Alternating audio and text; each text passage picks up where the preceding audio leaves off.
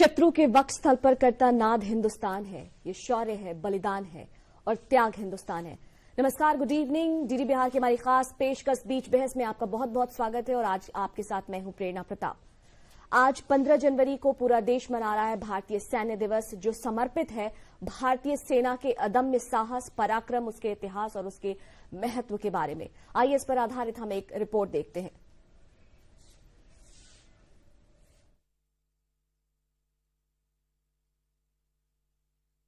भारतीय सेना की गौरव गाथा, जवानों की बहादुरी, समर्पण और बलिदान का सम्मान करने के लिए हर साल 15 जनवरी को भारतीय सेना दिवस मनाया जाता है। यह दिन सिर्फ जश्न के लिए नहीं, बल्कि सेना के साहस और निस्वार्थ सेवा के लिए भी जाना जाता है। हालांकि इस दिन का इतिहास एक और महत्वपूर्ण घटना से जुड़ा है। दरअसल 1949 में जनरल केएम करियप्पा ने आखिरी British commander in chief general MRR butcher से भारतीय सेना की कमान संभाली थी। वह आजाद भारत के पहले भारतीय कमांडर इन चीफ बने थे। भारतीय सेना दिवस की शुरुआत 15 जनवरी 1949 से हुई थी, जब भारत ने सैन्य नेतृत्व में एक महत्वपूर्ण बदलाव देखा। जब 1949 में सैन्य सत्ता का हस्तांतरण हुआ, तो यह महत्वपूर्ण घटना भारत की सैन्य क्षमता का प्रतीक बनी। यह दिन आजादी के शुरुआती वर्षों से लेकर आज तक देश को सुरक्षित रखने में सेना की भूमिका की याद दिलाता है। यह दिन हर देशवासी को गर्व करने और सेना के प्रति सम्मान करने के लिए है। यह दिन याद दिलाता है कि 1947 के बाद भारतीय सेना ने एक स्वतंत्र देश के रूप में देश की रक्षा करने में महत्वपूर्ण भूमिका निभाई। 15 जनवरी का दिन भारतीय सेना के आत्मनिर्भर और पेशेवर बल के रूप में विकसित होने का प्रतीक है। यह दिन 1949 में फील्ड मार्शल केएम करियप्पा के कमान संभालने की याद दिलाता है। सेना दिवस के खास मौके पर भारतीय थल सेना प्रमुख जनरल उपेंद्र द्विवेदी ने सेना के मूल मंत्र नाम, नमक और निशान को दोहराया है। यह भारतीय सेना का एक आदर्श वाक्य है। यह वाक्य देश के प्रति कर्तव्य को पूर्ण समर्पण और निष्ठा के साथ निभाने से जुड़ा है। मैं देशवासियों को आश्वस्त करता हूं कि भारतीय सेना एक सक्षम, सजग और युद्ध दक्ष सेना है, जो राष्ट्र के सामने आने वाली हर चुनौती का सामना करने के लिए पूरी तरह तैयार है और साथ ही विकसित भारत 2047 के तहत राष्ट्र निर्माण के लिए निरंतर अग्रसर रहेगी। 78वें सेना दिवस के इस अवसर पर मैं भारतीय सेना के सभी रैंक्स और पूर्व सैनिकों से आह्वान करता हूं कि हम कर्तव्य, गर्व और राष्ट्रनिष्ठा की अपनी गौरवशाली परंपरा को और दृढ़ करेंगे और इसी अटूट भावना के साथ हम देश की सेवा में निष्ठा और आदर्शों के साथ निरंतर समर्पित रहेंगे। सेना दिवस पर देश में कई कार्यक्रम आयोजित किए गए। इनमें सैनिकों के बलिदान, सेना का सम्मान और समर्पण को याद किया गया। ब्यूरो रिपोर्ट, दूरदर्शन समाचार, पटना। और बीच बहस में आज हमारे साथ स्टूडियो में मौजूद हैं हमारे विशेषज्ञ लेफ्टिनेंट कर्नल विपिन बिहारी। 14 वर्ष जिन्होंने मां भारती की सेवा की। हम आपका बहुत बहुत स्वागत करते हैं बीच बहस में हमारे आज के इस अंक में। 15 जनवरी को हमारा पूरा देश भारतीय सैन्य दिवस मना रहा है। सर, हम आपसे जानना चाहेंगे, 14 वर्ष आपने देश की, राष्ट्र की सेवा की है। आपके लिहाज से यह दिन कितना मायने रखता है, खासकर आप जब एक सेवानिवृत्त अधिकारी हैं? एक सेवानिवृत्त अधिकारी के रूप में मैंने 14 साल सेना को दिया और मैं ऐसा मानता हूं कि आज उन साथियों को जिन्होंने सर्वोच्च बलिदान दिया है, उनको याद करने का दिन है और जो मेरे साथ जिन्होंने काम किया है, उनको याद करने का दिन है। और आज जो सेना में जो लोग काम कर रहे हैं, उन्हें सम्मान देने का दिन है। और भविष्य में हमारी सेना कैसी होगी, इसके लिए हमारे जो नागरिक हैं उन्हें बताने की जरूरत है। तो ये आज एक खास दिन है। सर, अगर आपसे जानना चाहें कि आज की जो बदलती वैश्विक राजनीति है, इसमें भारतीय सेना की जो भूमिका है, उसे आप कैसे देखते हैं? भारतीय सेना आज के दिन में काफी ज्यादा सशक्त हो चुकी है और हमारी एक खास पहचान है। हमारी थल सेना की पहचान एक अलग ही आज बन के उभरी है। खासकर जब पहलगाम का इंसिडेंट हुआ और हमने जब ऑपरेशन सिंदूर किया, तो हमारी पहचान काफी ज्यादा निखर कर आई और हमें विश्व के हर लोग जानते हैं। तो हम काफी ज्यादा सशक्त हैं, काफी ज्यादा निपुण हैं, हम टेक्नोलॉजी में ज्यादा आगे हैं, हमारे जो खुद के स्वदेशी हथियार हैं वो भी काफी ज्यादा अच्छा है। और आपने ध्यान दिया होगा कि 2014 में 686 करोड़ का हमने निर्यात एक्सपोर्ट किया था, लेकिन आज डीआरडीओ 21,000 करोड़ स्वदेशी निर्मित हथियार एक्सपोर्ट कर रही है। तो हम काफी ज्यादा आगे निकल चुके हैं। प्रधानमंत्री जी का स्वयं इसमें हस्तक्षेप है, उनके मार्गदर्शन में बहुत सारे रणनीतिक सुधार किए जा रहे हैं। अभी आपने ऑपरेशन सिंदूर का भी जिक्र किया। ऐसे इनिशिएटिव्स का भारतीय सेना पर कितना गहरा और कितना आपको लगता है कि पॉजिटिव इफेक्ट, सकारात्मक प्रभाव पड़ा है? जैसा कि आप जानते हैं कि 9/11 के बाद हमारे देश ने कुछ भी एक्शन नहीं लिया था। तो अगर इस परोक्ष में अगर आप देखें तो हमने पहलगाम इंसिडेंट के बाद बिल्कुल ही एक सशक्त रूप से सेना ने काम किया है। हमारी सेना ने ऑप सिंदूर किया और उसके बाद हमारे सेना का मनोबल काफी ज्यादा ऊपर है। और इस समय आप किसी भी सेना के जवान, जेसीओ अधिकारी किसी से भी बात करें तो उनका मनोबल काफी ज्यादा ऊंचा है। कर्नल, अभी हम 2026 में हैं, जब एआई का पूरा युग है और पूरा हाईटेक सारी चीजें, बहुत ही टेक्नोलॉजी इतनी ज्यादा वृहद हो चुकी है, विस्तार ले लिया है टेक्नोलॉजी में। तो ऐसे में अगर हम बात करें कि सेना का इस पर कितना प्रभाव पड़ रहा है, एआई की बात कर ले या जो नए हथियार आ रहे हैं, हाईटेक हथियार आ रहे हैं, ड्रोन की बात कर ले, तो इसका सेना, इस तमाम चीजों का इनका सेना पर कितना बड़ा प्रभाव पड़ रहा है? आपने बिल्कुल सही कहा कि ये जमाना हाईटेक टेक्नोलॉजी का है, एआई का है। और जैसा कि अभी जो युद्ध चल रहा है रसिया और यूक्रेन के बीच में, तो हमने यही सोचा था कि 1 महीने में रसिया यूक्रेन को हरा देगा, लेकिन आज एआई और टेक्नोलॉजी की बदौलत एक छोटे से ड्रोन ने रसिया के नाक में दम कर दिया है। और इसके कारण जो युद्ध 1 महीने में खत्म हो जाना चाहिए था वो 2 साल के बाद भी चलता चला जा रहा है। तो आज एआई के बदौलत और ड्रोन और टेक्नोलॉजी की बदौलत सेना को अपग्रेड करने की जरूरत है और हमारी सेना अपग्रेड हो भी रही है। आपने ऑप सिंदूर के समय भी देखा होगा कि जितने भी हमले पाकिस्तान के थ्रू किए गए उसको हमने निष्क्रिय कर दिया। यानी हमारा जो डिफेंस इक्विपमेंट है काफी ज्यादा बढ़िया है और पाकिस्तान के पास कुछ भी नहीं था। तो आज की जो सेना है या भविष्य की जो सेना होगी वो एआई टेक्नोलॉजी बेस्ड होगी, ड्रोन बेस्ड होगी। और आपने अभी अभी देखा होगा कि भैरव बटालियन का गठन किया गया है। भैरव बटालियन एक छोटी सी बटालियन होगी, 250 की बटालियन होगी और उसमें एआई इक्विपमेंट होंगे, टेक्नोलॉजी होगा और उसमें इन्फेंट्री के भी जवान होंगे, आर्टिलरी के भी जवान होंगे। यानी एक ऐसा बटालियन होगा जो कि फ्यूचर में इस बटालियन की काफी जरूरत पड़ने वाली है और हम किसी भी कंट्री को, किसी भी देश को, किसी भी दुश्मन से पंगा ले सकते हैं। जी सर, अभी कुछ वर्ष पहले अग्निवीर योजना आई जिसको लेकर के बहुत से युवाओं ने इसका विद्रोह किया। आपके लिहाज से, आपके नजरिए से अगर जानना चाहे तो अग्निवीर के बारे में आप क्या, इस योजना को आप किस नजर से देखते हैं? और वैसे युवा जो सेना में अपना करियर, अपना भविष्य देखते हैं, वो राष्ट्र की सेवा करना चाहते हैं, उनके लिए आप क्या संदेश देना चाहेंगे? अग्निवीर एक काफी अच्छी योजना है। इसके तहत 25% लोगों को यानी जवानों को परमानेंट किया जाएगा। यानी इनटेक जो होगा वो 4 गुना ज्यादा होगा। और अगर एक बार आप जवान बन जाते हैं, मीन्स सेना में 4 साल की नौकरी करते हैं, जैसे मैंने 14 साल की नौकरी की है, जो आप में अनुशासन आएगा, जो आप में निखार आएगा, वो हमेशा काम देने वाला है। तो आप ऐसे समझें कि अगर आपको सेना में ही रहना है तो इसके लिए आपको मेहनत करना होगा और आप उन 25% सीटों के लिए काम करें। लेकिन अगर आपको सेना में नहीं भी रहना है, लेकिन जो 4 साल आपने सेना में दिया उसकी बदौलत आप किसी जगह पे बाहर के किसी कंपनियों में काम कर सकते हैं। मैंने देखा है कि जो टाटा है, रिलायंस है या फिर महिंद्रा है, इसमें सेना के जवानों को ज्यादा तवज्जो दिया जाता है। यानी उनके अंदर जो एक अनुशासन है उसके कारण ऐसे लोगों को वो लेना चाहते हैं।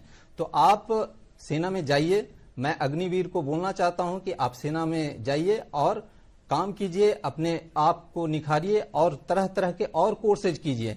इवन आप जब रिटायर हो जाते हैं तब भी आपको सेना के अंदर बहुत सारे कोर्सेज करने के लिए आपको तरह तरह के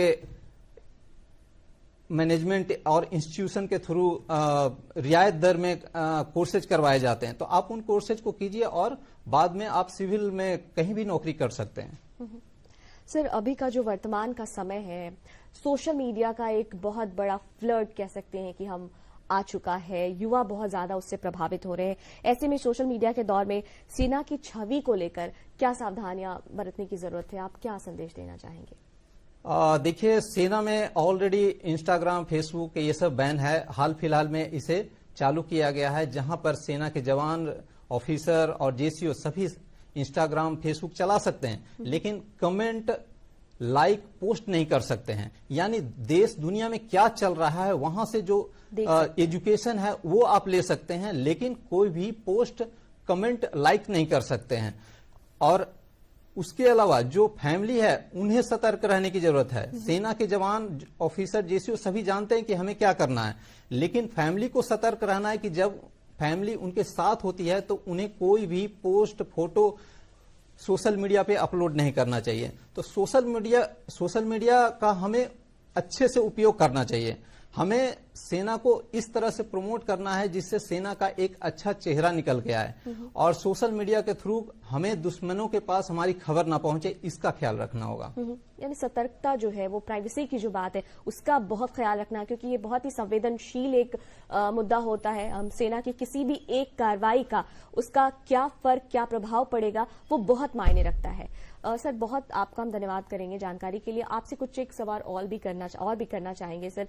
14 वर्षों का आपका अनुभव रहा सेना में, आपसे जानना चाहेंगे कि आपके लिए इन 14 वर्षों में कौन सा पल ऐसा था जिसने आपको गर्व की अनुभूति कराई? कुछ एक ऐसे यादगार लम्हे रहे होंगे। हाँ, यस। जब मैं आर्मी में श्रीनगर में पोस्टेड था, तो एक फायर फाइट के दौरान एक मिलिटेंट ने अपने आप को बॉम्ब ब्लास्ट में उड़ा दिया था, और उसमें कई लोग घायल हो गया था। एक जवान काफी ज्यादा घायल हो गया था, निमोथोरैक्स हो गया था। मैंने उसे एवेक्युएट किया था और मिलिट्री हॉस्पिटल में लेकर गए, और विदिन 1 घंटे के अंदर उस जवान का ट्रीटमेंट हो गया और वो बच गया। तो मैं कहूंगा कि मैं उन क्षणों को याद करता हूं, और मैं सोचता हूं, गर्वान्वित महसूस करता हूं कि मैं उसकी जान बचाने में कामयाब हुआ। हमें प्राउड होता, हमें गर्व होता है हम भारतीयों को कि जब हमारे जो जवान है अपनी जान की बाजी बिल्कुल कहते हैं हथेली पर लेकर वो देशवासियों की रक्षा करते हैं, तो ये हमारे लिए बड़े गर्व की बात है कि हमारे देश के सपूत इतने साहस से भरे हुए हैं। सर, अगर हम जानना चाहें, जो भी बहुत सारी ऐसी खबरें, अगर हम बांग्लादेश की बात कर ले, जम्मू कश्मीर की बात कर ले, चिकन नेक पर जो बयानबाजी चल रही है, आप उसको कैसे देखते हैं? इसका क्या असर पड़ता है रणनीतिक रूप तौर पर हमारे देश पर? बांग्लादेश के साथ हमारा काफी अच्छा रिलेशन था, लेकिन हाल फिलहाल में बांग्लादेश के साथ हमारा रिलेशन काफी ज्यादा खराब हुआ है। और इस खराब स्थिति में भी आप देखें कि हम ईस्ट में भी और वेस्ट में भी, यानी पाकिस्तान के साथ, बांग्लादेश के साथ, चाइना के साथ, सभी फ्रंट पर एक साथ लड़ रहे हैं और हम सक्षम हैं। तो चिकन नेक कहना एक फैशन है, मैं समझता हूं। ऐसी कोई बात नहीं है कि वो चिकन नेक है। भारत बिल्कुल सशक्त है और हमारी सेना काफी ज्यादा सशक्त है। हम बांग्लादेश के साथ भी अच्छे से निपट सकते हैं, ऐसी कोई दिक्कत आने वाली नहीं है। भविष्य में भी हम काफी ज्यादा सुरक्षित हैं। हमारी सेना 12 लाख की सेना है और उसके अलावा बॉर्डर सिक्योरिटी फोर्स है, तो ऐसा मुझे लगता नहीं है कि ऐसी कोई दिक्कत आने वाली है। हमारी टेक्नोलॉजी काफी ज्यादा है और जो हमारे डीआरडीओ का जो काम रहा है हाल फिलहाल के सालों में, वो काफी ज्यादा बढ़िया रहा है। तो हमारा भविष्य काफी ज्यादा सुरक्षित है। भारतीय सेना की अगर हम बात करें सर, कोई जवान हो या कोई लेफ्टिनेंट कर्नल हो, मेजर हो, सर ये जो पूरी प्रक्रिया होती है, किसी भी एक आम युवा के लिए अगर आप उसे बताना चाहें कि कैसे वो खुद को तैयार करके इस क्षेत्र में आए, या राष्ट्र की सेवा करने का उनके भीतर भाव है, या अन्य तमाम जो सुविधाएं दी जाती हैं, वो किन बातों को, किन बिंदुओं को खासतौर से वो ध्यान में रखकर सेना में आए, सेना का चयन करे, आप उन्हें क्या सुझाव देना चाहेंगे? सेना एक देश की सेवा के लिए भी, अगर आप देश की सेवा करना चाहते हैं तो सेना एक बहुत ही अच्छा ऑर्गेनाइजेशन है। यहाँ पे करप्शन कम है, तो सेना के लिए अगर आप आना चाहते हैं तो 10+2 के बाद जवानों के लिए वैकेंसी आती है, जैसे कि बिहार में के पटना के बगल में दानापुर में रिक्रूटिंग ऑफिस है, आप वहां पे जाइए और वहां पे पता कीजिए कि किस तरह से रिक्रूटमेंट होती है। उनकी ट्रेनिंग यहीं दानापुर में होती है। तो भविष्य में जो सेना का जो चेहरा रहने वाला है वो काफी बड़ा होने वाला है। पूरे विश्व में, बिल्कुल पूरे विश्व में जो भारत की सेना का कद है वो काफी ज्यादा बड़ा है। हम तीसरी सबसे बड़ी सेना है और जो एक्टिव सेना में तो हम सेकंड नंबर पे आते हैं। और जो हमारा काम रहा है सिर्फ आतंकवादियों से लड़ना नहीं है, देश को सिर्फ सुरक्षित नहीं रखना है, बल्कि हमने इसके अलावा भी पीस कीपिंग फोर्स में भी काफी अच्छा काम किया है। इसके अलावा जब भारत में कोई भी विपदा आती है तो सबसे पहले सेना को याद किया जाता है। आप कहीं पे भी फ्लड रेस्क्यू में देखें या कहीं भी और किसी भी विपदा जब आती है तो सेना को ही याद किया जाता है और सेना बिल्कुल सक्षम है किसी भी काम को करने में। तो सेना एक गौरव का विषय है, आप सेना को जरूर ज्वाइन करें। बिल्कुल, हम सबके लिए बड़े गौरव और सम्मान की बात है। एक आदर का भाव खुद ब खुद ही जागता है जब हम ऐसे किसी सैन्य अधिकारी को या ऐसे किसी देश के जवान को देखते हैं, तो हमारे दिल में, हमारे भीतर भी वो आदर का भाव आता है। सर, अगर हम बात करें कि तीनों सेनाओं में थल, जल और वायु, अगर आपके हिसाब से मैं अगर पूछना चाहूं या एक आम जनता के मन में ये सवाल है, कौन सा जो स्ट्रीम है वो ज्यादा चैलेंजिंग है, ज्यादा चुनौतियों से भरा हुआ है? आप क्या बताना चाहेंगे? मैंने एयरफोर्स और नेवी में तो काम नहीं किया है और मैंने एज सच आर्मी में रहा हूं, तो आर्मी की चुनौतियों को मैं जानता हूं। लेकिन आर्मी के अंदर जो परिस्थितियां हैं आज के समय में काफी बदल गई है। अभी हमारे लिए काफी अच्छे इक्विपमेंट आ गए हैं। अगर सेना की बात करें तो हम सबसे ऊंची पहाड़ियों पर हमारी पोस्टिंग होती है और वहां पर हमारे लिए जो इक्विपमेंट है काफी बेहतर इक्विपमेंट हमें प्रदान किए जा रहे हैं। यानी कि अगर सियाचिन में बात करें तो हमारे लिए जूते, जैकेट, जो कुछ भी हमें प्रदान किए जाते हैं काफी बढ़िया होता है। तो सेना कहीं भी किसी भी जगह पे सक्षम है और मेरे हिसाब से जो हमारी सेना है वो सबसे बड़ी है। और यहाँ पर आर्मी को ही मैं ज्यादा तवज्जो दूंगा क्योंकि आर्मी थल पर रहकर भारत देश को सुरक्षित कर रही है। सर, अगर आपसे जानना चाहूं आपके अनुभव के बारे में, आपको कौन सी ऐसी बात जिसने आपको प्रभावित की और आपने सोचा कि आपको सेना में जाना है और आपको राष्ट्र की सेवा करनी है, वो कौन सी बात थी? वो कौन सा लम्हा था? जब मैंने अपनी ग्रेजुएशन कंप्लीट कर ली तब मुझे सेना में ज्वाइन करने का विचार आया। और वो इसलिए आया क्योंकि सेना को मैंने करीब से देखा था और जो लोग हमारे संपर्क में थे उनके रहने सहने के तरीके प्लस उनके लिए जो देश में जो आदर की भावना थी उसने हमें प्रेरित किया कि सेना को ज्वाइन करना चाहिए। और मैं ऐसा समझता हूं कि अगर ऑफिसर के रूप में आप सेना को ज्वाइन करना चाहते हैं तो बिल्कुल ये सही कदम होगा, उचित कदम होगा। एज ए जवान भी आप सेना में रहकर अच्छा काम कर सकते हैं।